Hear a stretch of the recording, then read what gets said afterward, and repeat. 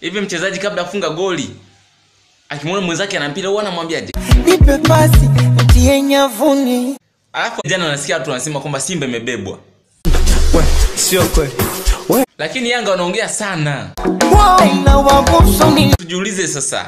Alafu sivyo wanatakiwa wajue kwamba wanapoongelea kuhusu Simba wajue wamegusa babaya. Ndio hivyo alafu na mwaka huu lazima wachuchume kabisa kwa sababu wameingia chakike.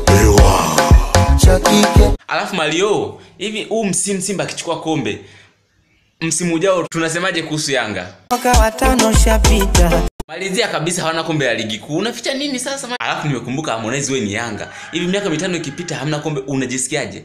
Natamani nilie